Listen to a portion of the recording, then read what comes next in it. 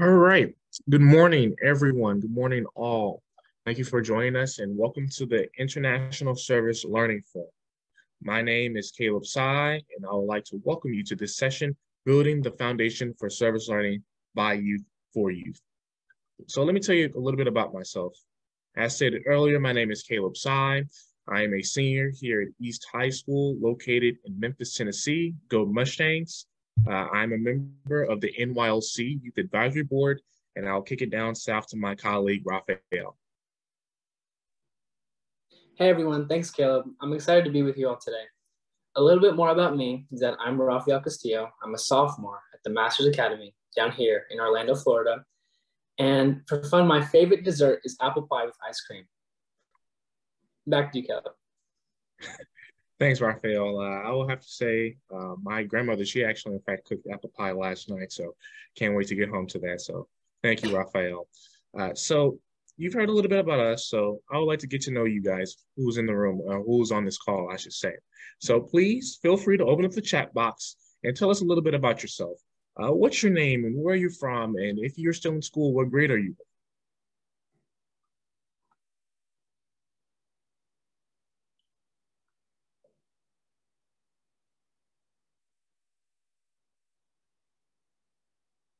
Looks like we have Miranda from Nashville, Tennessee. Nashville, Tennessee. Okay, Nashville is in the house. Who else is in the house? San Antonio, Lauren Boyer. Thank you for being here. Thank you, thank you. Kevin from Puerto Rico, Bayamon. Okay, Puerto Rico. Naharika from Harrisburg, Pennsylvania. We have Bangkok here, Greenville, North Carolina, Bronx, New York, Maddie from Belton, Missouri, Jagger from Miami, Florida, another Floridian, Kel from Las Vegas, Okay. Justin from Las Vegas. Wow. A lot of Las Vegas, Nevada people in the house. Okay, okay, okay. Keep it coming, keep it coming. New Haven, Belton, Singapore. Wow.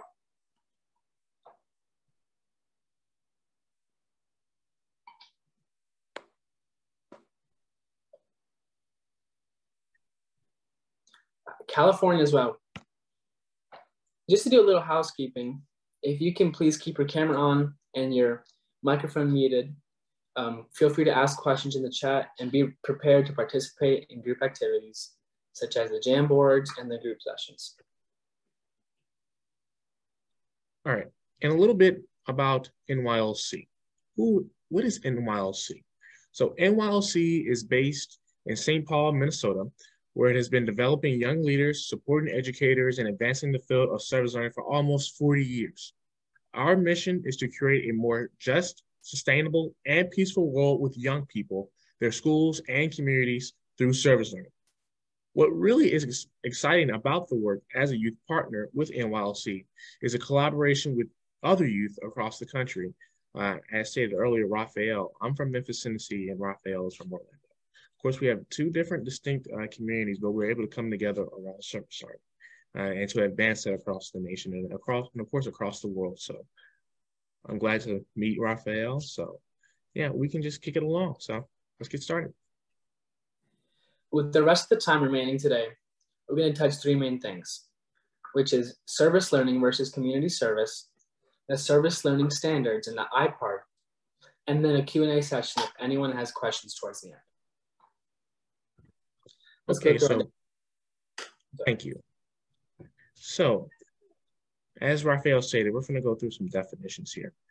Of course, you may hear the debate between what is community service versus service learning. So that's why we're here. So community service is roughly defined as an activity that engages people in addressing the needs of their schools and communities. Some examples are picking up trash, canned food drive, planting trees, or visiting the elderly in a retirement community.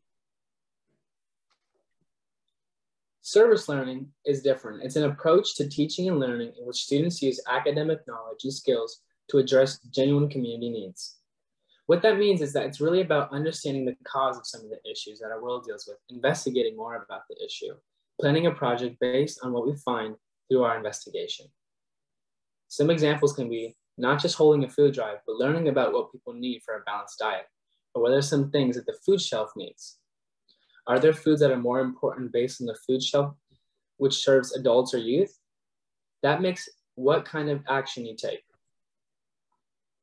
And of course, like I said again, it's not just planting trees, but looking at what kind of trees might be best for a certain area. What do trees need to grow? Are there areas where more trees are needed? And of course, as our slideshow says, so community service is more project focused. It ends with the action of the project.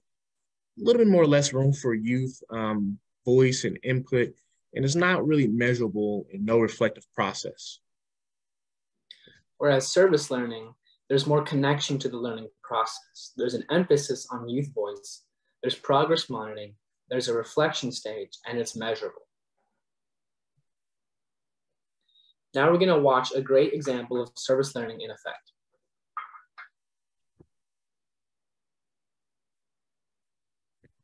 Well, before we get into that, I would like for everyone to open up the chat box. And let's just type in activity, or you can come off mute and open up the chat box and type in activity that you did was an act of service to your community, or just feel free to come off your mics and just share with us.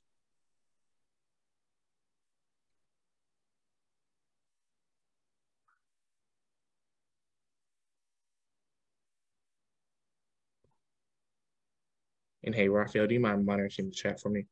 Yes, so we have giving out sanitary pads for girls in need. We have built libraries in home and refugee centers. That's amazing. Building and sustaining micro food pantries in our area. River trash and debris removal. Wow, we have a lot coming in now. Packing food boxes for the hungry, beach cleanups, collecting canned foods for drives, fostering kittens, opening a book drive at the local library, winter gear and clothing swap for families in Colorado. Helping out teachers move school supplies.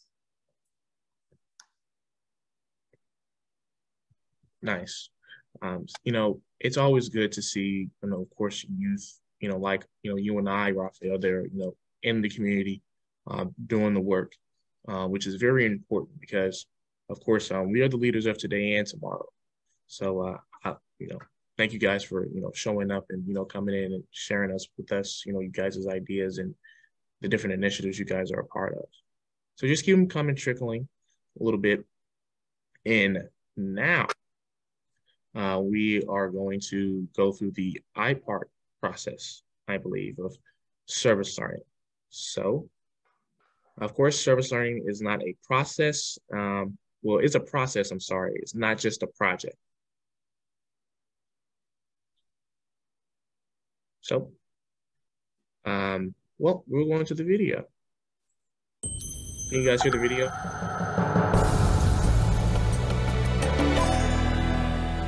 Hey, Rafael, could you hear the video?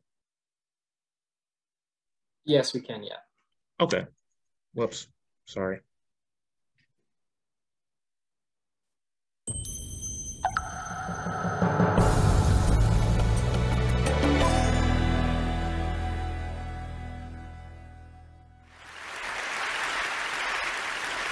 Bali, island of gods. A green paradise. Or a paradise lost. Bali, island of garbage. In Bali, we generate 680 cubic meters of plastic garbage a day. That's about a 14-story building. And when it comes to plastic bags, less than 5% gets recycled. We know that changes the image you may have of our island. It changed ours too when we learned about it. When we learned that almost all plastic bags in Bali ends up in our drains, and then in our rivers, and then in our ocean. And those that don't even make it to the ocean, they're either burned or littered. So we decided to do something about it. and we have been working for almost 3 years now to try to say no to plastic bags on our home island, and we have had some significant successes. We are sisters, and we go to the best school on earth, Green School Bali. Green School is not only different in the way that it is built out of bamboo, but also in the way that it teaches. We are taught to become leaders of today, something a normal textbook cannot match.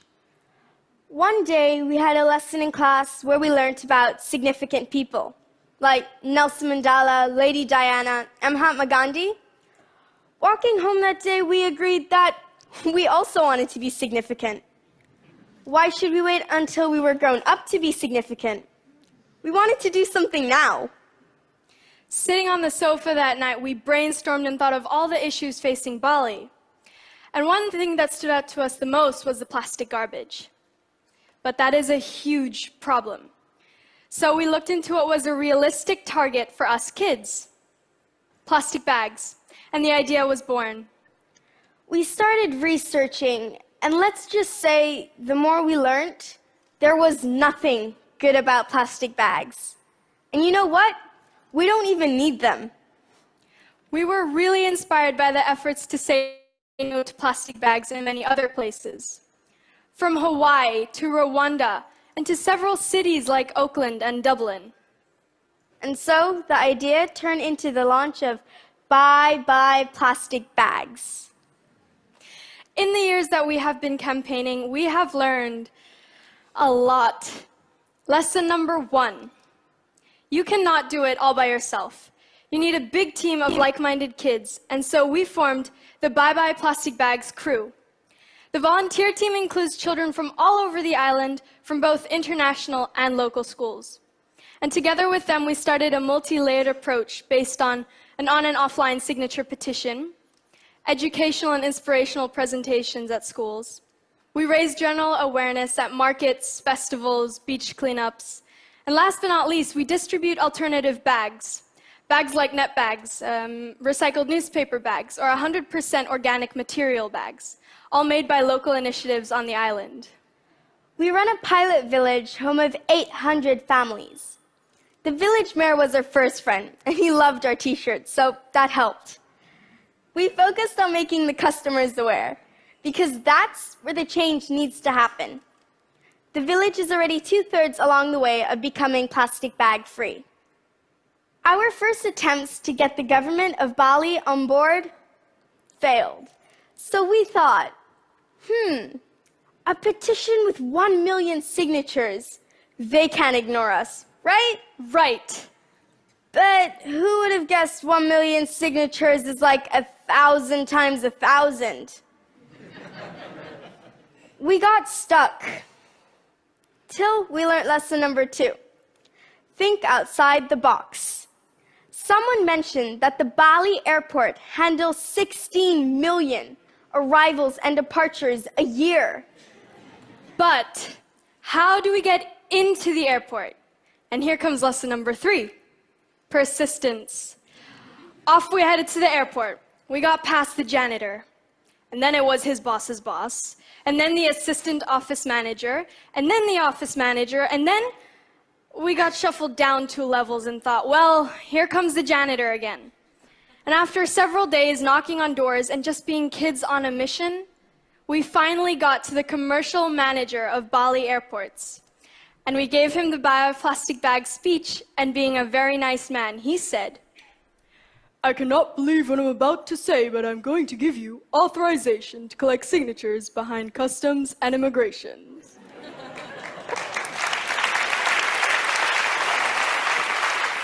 In our first hour and a half there, we got almost 1,000 signatures. How cool is that?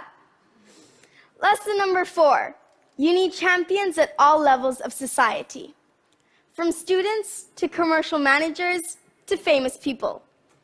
And thanks to the attraction of Green School, we had access to a steady stream of celebrities.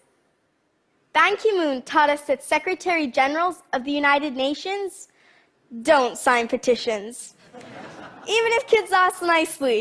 But he promised to spread the word, and now we work closely with the United Nations.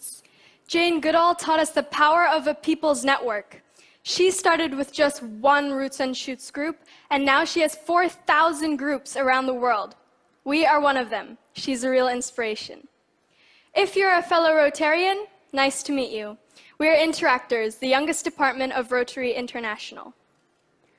But we have also learned much about patience, How to deal with frustrations, leadership, teamwork.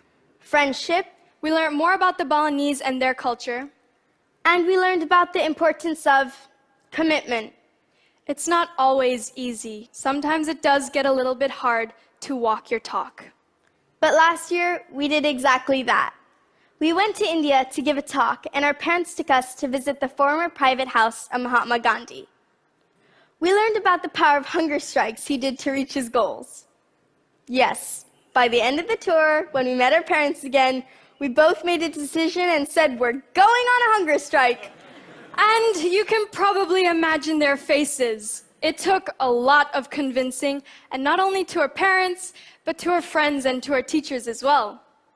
Isabel and I were serious about doing this.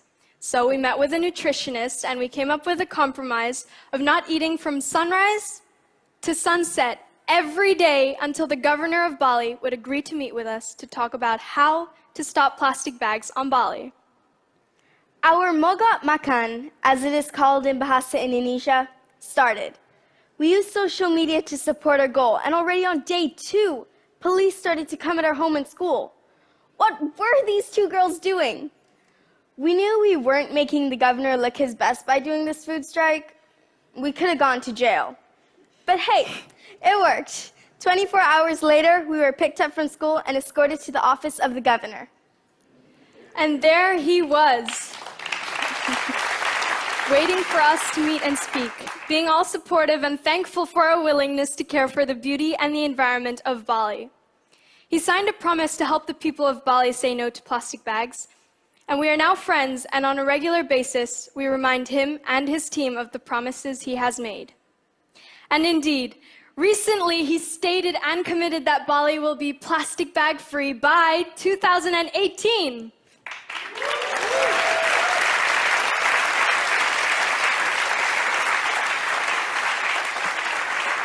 Also, at the International Airport of Bali, one of our supporters are planning to start a plastic bag-free policy by 2016. Stop handing out free plastic bags and bring in your own reusable bag is our next message to change that mindset of the public. Our short-term campaign, One Island, One Voice, is all about this. We check and recognize the shops and restaurants that have declared themselves a plastic bag-free zone, and we put this sticker at their entrance and publish their names on social media and some important magazines on Bali. And conversely, that highlights those who do not have the sticker. So, why are we actually telling you all of this? Well, partly it is because we are proud of the results that together with our team we have been able to reach, but also because along the way we have learned that kids can do things. We can make things happen. Isabel and I were only 10 and 12 years old when we started this. We never had a business plan, nor a fixed strategy, nor any hidden agendas. Just the idea in front of us and a group of friends working with us. All we wanted to do was stop those plastic bags from wrapping and suffocating our beautiful home.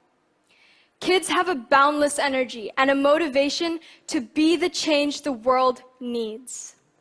So to all the kids of this beautiful but challenging world, go for it. Make that difference. We're not telling you it's going to be easy. We're telling you it's going to be worth it. Us kids may only be 25% of the world's population, but we are 100% of the future.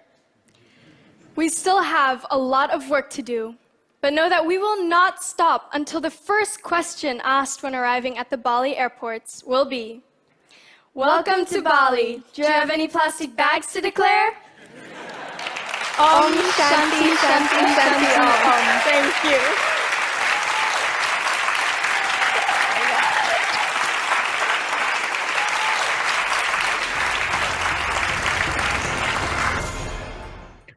Thank you, everyone. Thank you. And we're back. Oops. Trying to go forward. Excuse me for the technical difficulties here. But anyway, about the video was very nice, very warming. This was my first time ever watching this video, and I have to say that I was really surprised and stunned at this.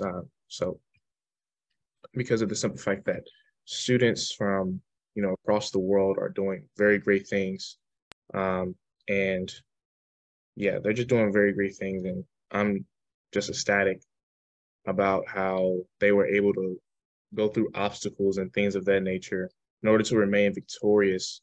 I believe it just speaks to a lot of things. So, Rafael, do you have any thoughts and opinions about it?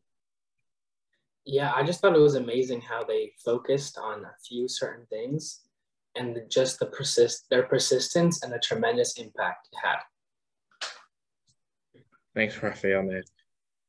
I really couldn't imagine me really doing all that stuff and having to put my liberty and sanctity on the line. Being threatened with going to jail, like that's egregious. But they were able to put it all on the line to protect their community and their sanctity of life. So please give it up for their project. Wow, very, very, very, very strong people. So, Rafael, would you like to kick us off to breakout rooms? Yeah, so we're going to do some breakout rooms to discuss what you think made this project successful and what did you notice in their process. So, all right. And I believe Mr. Lee, he has us in breakout rooms. So just hang tight and we'll go into breakout rooms. Thank you. All right, everyone. So welcome back to the main room. Hopefully the conversation was great and inspiring and fruitful. So I would like for some of you guys to come off mute or, drop in the chat about, what did you hear from your, other colleagues in the breakout room? So like I said before, please feel free to share in the chat or in fact, even come off mute and share what you learned. So in our group, we had, oh, I'm sorry, I don't know his name. Anyway, he was saying that he found it very interesting. We didn't introduce ourselves. We should have introduced ourselves. But just like how determined they were basically, and how did they keep that fire? How did they keep going? How did it, how did they stay so persistent even in the face of all of this? And so we talked about how once you're passionate about something and is connected to, something that's even your culture, and we all see, right? And yet we don't see, right? Like even if we have, sight is one of our lesser strengths of the senses, you still see in some other type of way by feeling or whatever, but still we don't see, right? So when you have something that you're passionate about, your eyes are truly opened, right? Your vision, it becomes a vision of yours, and you start to see all these different things that you wouldn't have normally seen. And then it just continues to fuel that fire. That was my take on it and some of the other people. But I would like to know, if it's open for discussion, how people see like them continuing to keep going, because that was a big question. Like he was just like, how do you keep going through all the discouragement, if that makes any sense, what you face in general with different service projects? Because being young is not always easy. People don't always take you seriously, as the girl said. So how do you keep going? Yes, ma'am. Thanks, Ms. Watson, for that. That was great. That was great. Thank you, Ms. Watson. But of course, at the end, we will have a Q&A session, and Rafiel and I and others, we could, answer that question. But I would say that perseverance is very key. Of course, in the face of adversity, perseverance is very key. And I liked how you pointed that out, because like the young lady said in the video, her liberty was at stake. She was threatened with jail time for going on a hunger strike.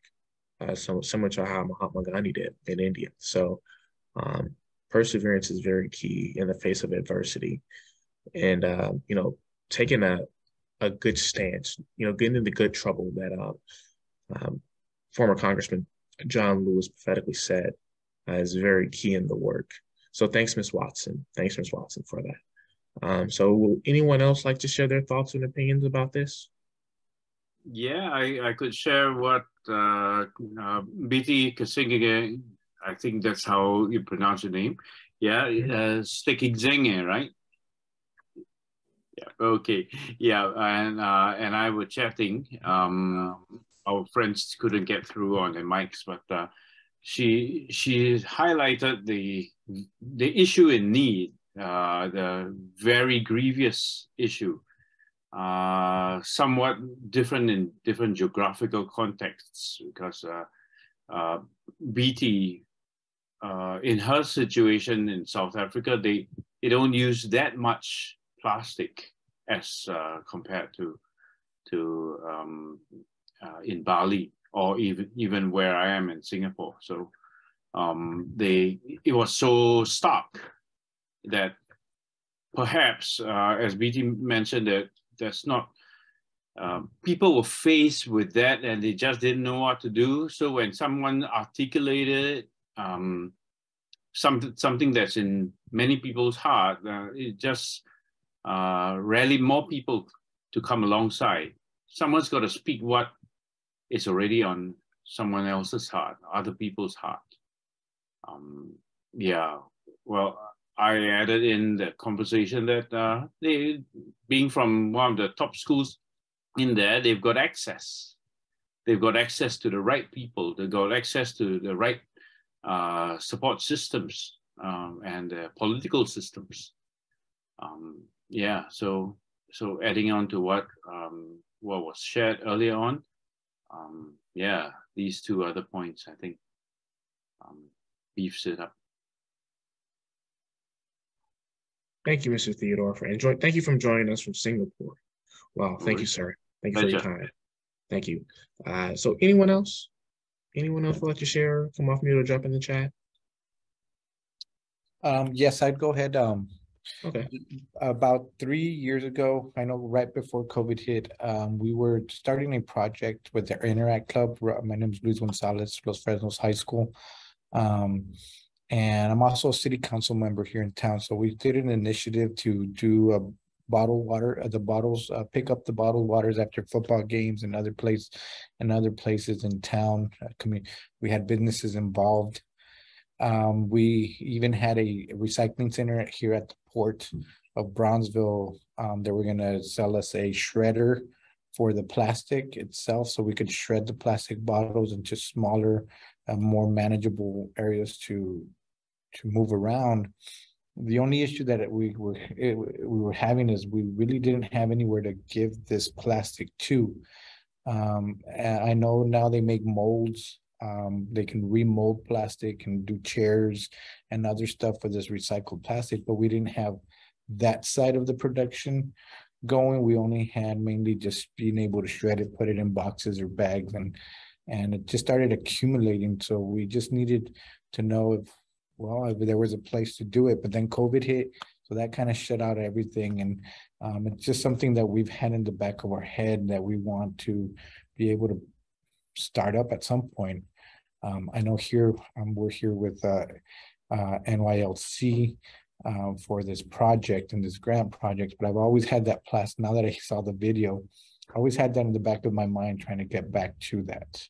So if there's anyone that knows who would be able to take this plastic and or even a fundraiser or a way to fund for the kids, because I know some people may actually pay for that plastic that's already shredded, but it's just some ideas that we need to get help on also to finish off that particular project that we started years back.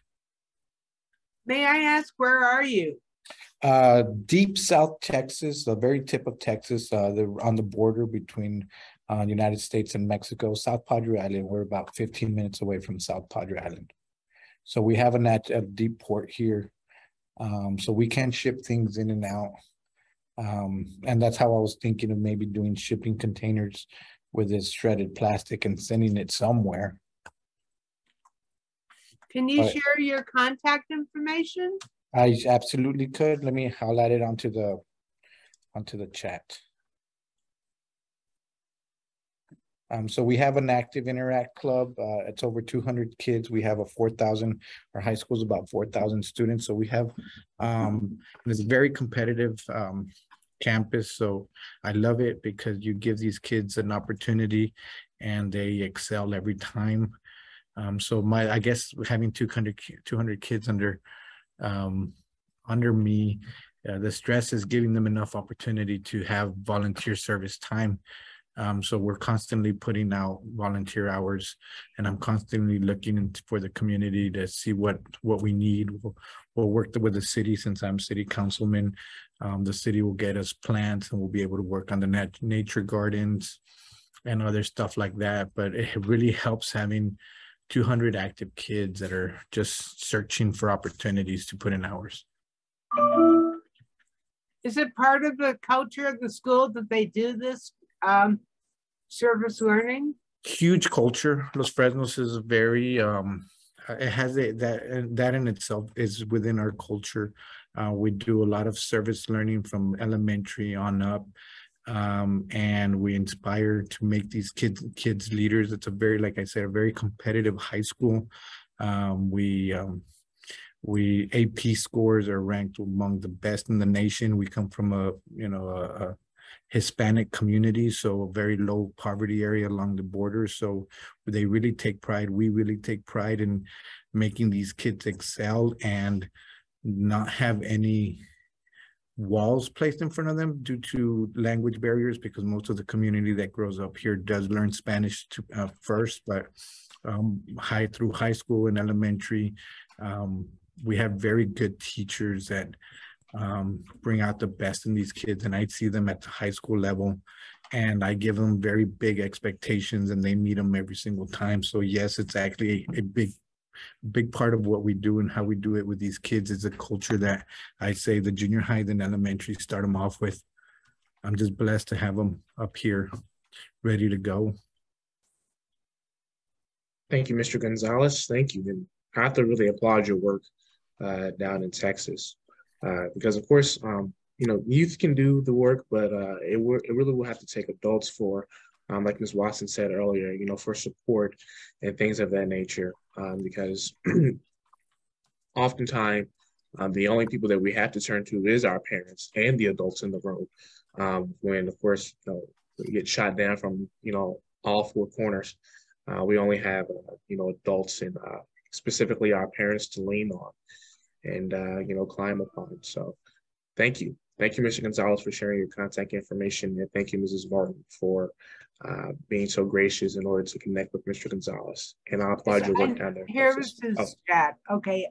I'm interested because I live in Montgomery, Alabama, and I'm going to be sharing this information with an organization that's working in the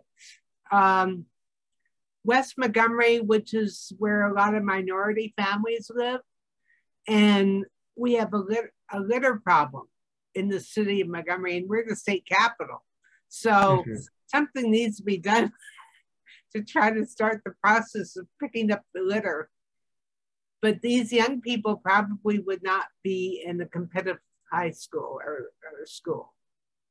Do you think this would work well with young people who are not in a competitive school? I think it can. Just like I mentioned, has to be some companies out there that are looking to promote recycled, their products with recycled plastic.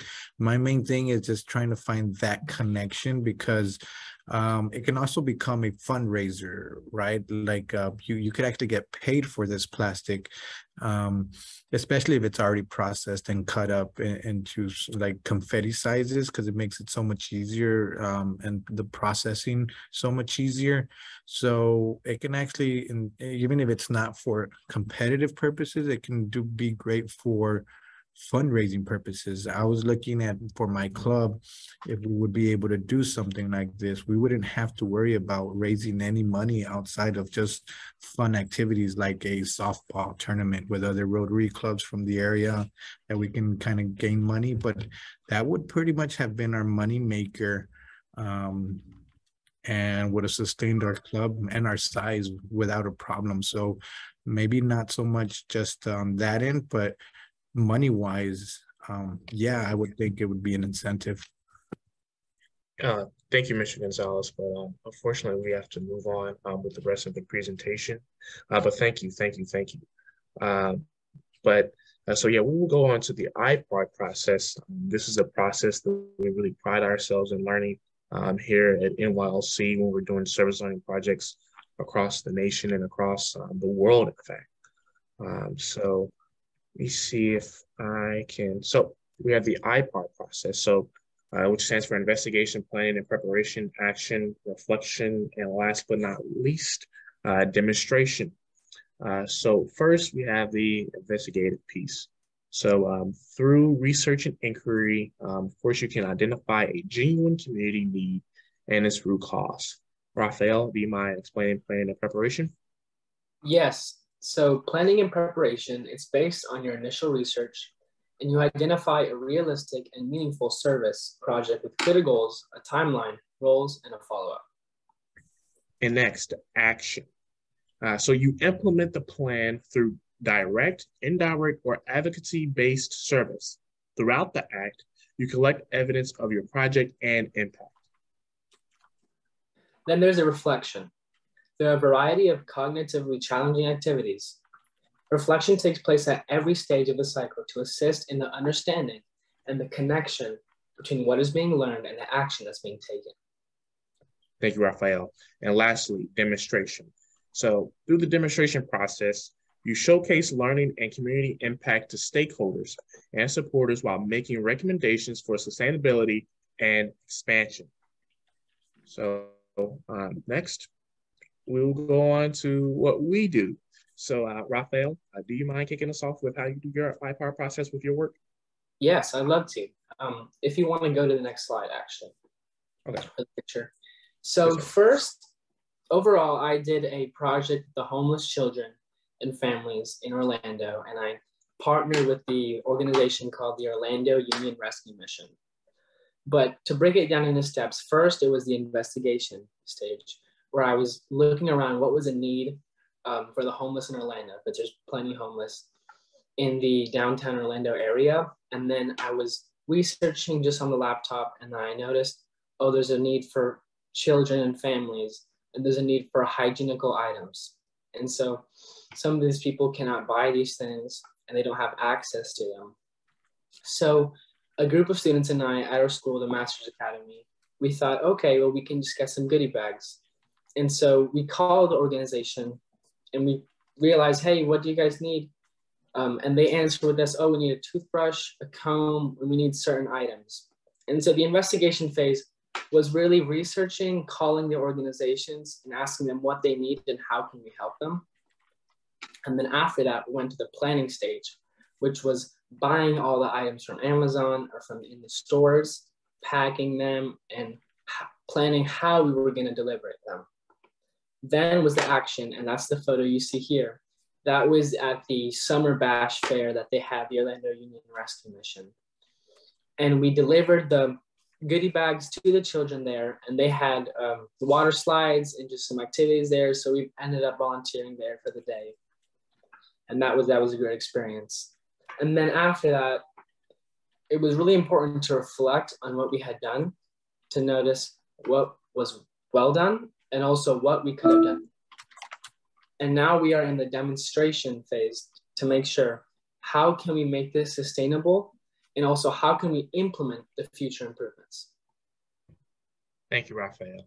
And on to my work here in the state of Tennessee. So a little bit about myself. I work for the Education Trust Tennessee, and specifically with the Empowered Ed Student Network. So basically what that work looks like is basically youth from across the state of Tennessee. So we have children from Knoxville, Nashville, I'm pretty sure we have a participant here from Nashville. In fact, Bristol, even Haywood County and Jackson, Tennessee. So we all come together and we lobby education bills to the Tennessee General Assembly. Of course, as you know, the state legislature is in recess right now. So right now, we're more in the reflection stage right now and seeing what went well and of course, things that we can improve on for next legislative cycle next year. So the investigation aspect, a part of the IPART process that we use at the Education Trust, and even I use. We basically just hold listening sessions for youth, through Zoom and community stakeholders and partners to identify the issue that's going on in Tennessee communities, whether it be rural Tennessee or urban Tennessee. So we identify those issues and then we go on to plan and prep the next step. So from there, the Empower Ed Student Network, what we do, we will meet with the Education Trust, upper leadership. So we meet with Jenny Pupu Walker and Mrs. Gonzalez, Villamari Gonzalez, I'm sorry, and Alexa Barges Clark, and with our policy advisor, Reginald White. So we can draft policy recommendations to share with legislators at our Day on the Hill that we have every year, where they will be willing to, fly us out to Nashville. Well, for me, it's just a short drive, but they'll fly us out to Nashville, or we drive up to Nashville to, lobby the bills and recommendations to legislators, I'm sorry. And then, of course, the action, a little bit more about what I said. We're lobbying bills in Nashville. And then after that, the work doesn't stop on the Day of the Hill. We continue to send policy memos to legislative assistants, where they can, of course, give that to the respective senator or the respective House member in their respective districts back home in Tennessee. And then we also do a lot of things concerning, phone calls, writing emails, sign on to policy memos, things of that nature. And then we go back into the communities. So the communities can, begin to see our work and begin to, we pass the torch to them so they can continue to flourish our work. And of course, it's a collective effort. It's not about the Education Trust getting any publicity from this or not, or even me. It's not even about, publicity or anything. It's about identifying issues, working with the people in power to, of course, flourish these communities. And then the reflection stage. So at the end of every month, we meet once a month, sometimes twice a month, if the time permits, to convene to discuss the legislative priorities of said month and next steps for the legislative cycle. So right now we're in the reflection stage right now. And then at the end of the legislative session, like I said before, we will be talking about blows and grows for next legislative session and going through the winter break, their winter break, which there are right now, the Tennessee State Legislature, and going to different conferences and things of that nature to learn more about the work as laws change almost every day. And with laws changing, we have to change and adapt with them as well. And then the demonstration, of course, we will present our policy recommendations, not only to the senators and things of that nature, but we will also present it to the broader community. So we will host town halls in conjunction with the Tennessee Department of Education, in Memphis, in Nashville. And recently we had one in Knoxville. I wasn't able to attend because I had college applications, but yeah, we had all that stuff. So that's basically our process, and of course Rafiel's process down, and the good work that he's doing in Orlando, Florida. So I believe that really comes to the end of the presentation. So next we will have a Q&A. So if you wanted to ask us any questions or answer any questions anyone might have about IPART, the IPART process, and what we've done personally in our work, feel free to come off mute or, ask aloud. So the floor is you guys. So.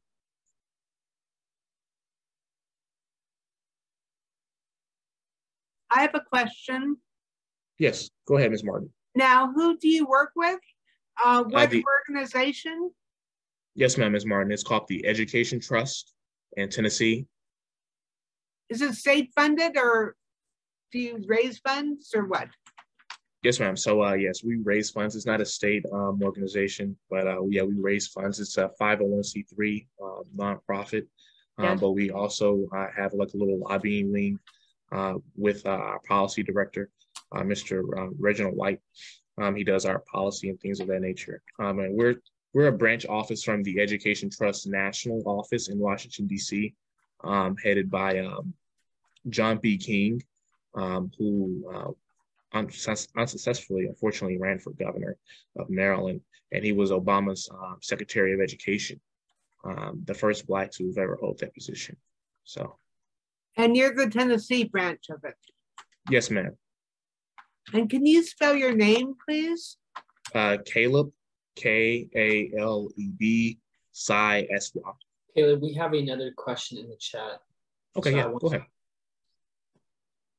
It is from, I'm sorry, I probably mispronounced her name. Sidis from Milan. Wow. Is it more advisable to contact an organization or the locals directly if possible? Is it specifically for my organization or just organizations in general? I do not know. The question is, could you specify organizations in general? Okay. So I believe just because organizations can be tricky, I would say. So I would say if you're trying to get a more local impact, I would say go with local organizations because they know the work and they are, what's the word for it? They're more involved in the work. With a national, when you're thinking about a national scope, of course, there's so many communities, there's so many issues that could be going on. So it can be sort of hard for you to really zone in on it. But there are some national organizations like AmeriCorps and things of that nature, and even NYLC, which is a national organization that goes into the smaller niches of communities, like in Minnesota and even here in Tennessee, that help us with education parties and things of that nature. So that's my response to the question. Rafiel, did you have anything to add? Nothing to that, but we have another question. May you further elaborate the demonstration stage? What was it again? Do you mind repeating that? May you further elaborate the demonstration stage? Yes, so the demonstration stage, the demonstration stage, basically what it looks like. I'm sorry, there are people outside. Do you mind just taking that question, Rafiel? Yeah, I got it. So the demonstration stage, you showcase the learning and community impact onto stakeholders and supporters while making recommendations for sustainability and expansion. So it's basically asking the questions, how can we make this sustainable? Because what makes service learning different is that it's a process, it's not just a project. So it's not just a one thing, it can be a reoccurring event. Does that answer the question?